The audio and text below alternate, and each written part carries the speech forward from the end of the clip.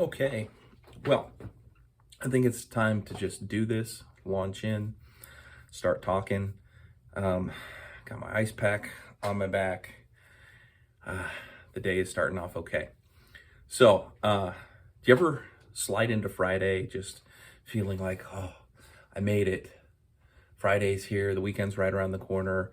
I get to get away, I get to do this around the house. Yeah, um, a lot of us have that kind of week. Do you ever feel like, oh man, it's Friday and I have 2 days before I can come back to work and do what I love to do here?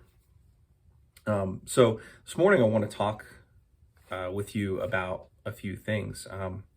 Mainly, do you have the job where you just feel drained throughout the week and you get to the end of the week and you need that time to recharge? Maybe you're an introvert and being around people is, you enjoy being around people, but you have to get alone. Like me, I love people, I love being around people, but I recharge when I'm alone. Maybe you're an extrovert, on the other hand, and you work a job where you're cloistered away in your own little office and you don't get a chance to be around people. And so the weekend comes and you're saying, oh man, here's my chance to go do this. And I go to this festival and there's this thing going on in town, and I get to be around people when during the work week, I don't usually get an opportunity to do that. So what I'm getting at is I want to invite you in on opportunities to allow me to work with you to help you get to know yourself better. And so this video is kind of launching that. I have some news that I'd love to talk with everybody about, but it's still kind of on the down low right now, and my wife and I are going to pray about it over the weekend, and hopefully I will have good news to share next week.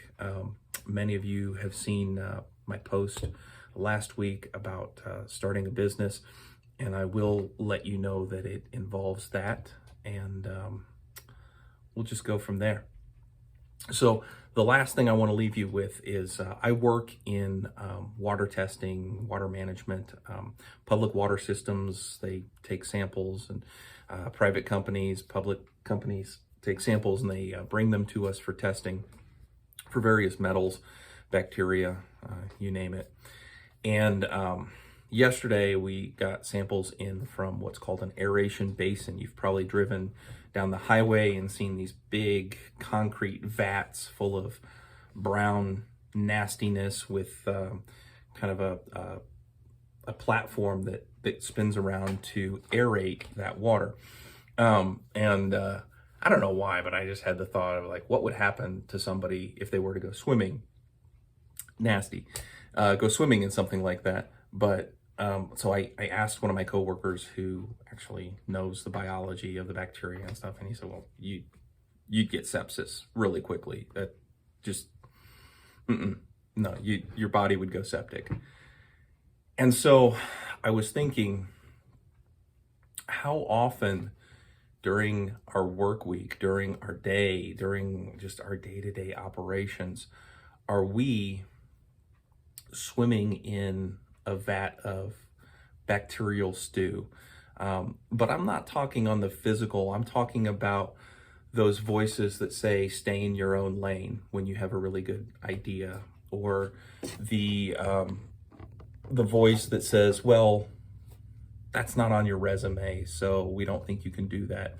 Or the internal voice that says, well, I've failed every time I've tried to do this, so why should I think I'm going to succeed this time? We go through our week so often just swimming in all of that.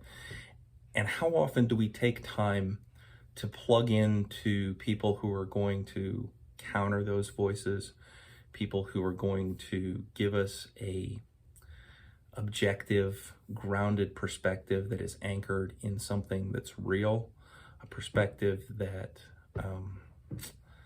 what it's anchored to does not change in an ever-changing business environment. It's like if you're making a business decision, are you going to take all the data, look at the data, have your analysts break it down and say, well, this is what the data means, this is what's trending, this is where things are going, and then you immediately turn around and say, yeah, but this is what I feel, and what I feel doesn't match up with the data, so I'm gonna just go with what I feel. I'm not talking about going with your gut. Going with your gut is looking at the data and saying, yeah, I see that trending, but based on experience, I know what this trend means that the data doesn't show. I know there are factors, there are variables, there are components that are not included in this data.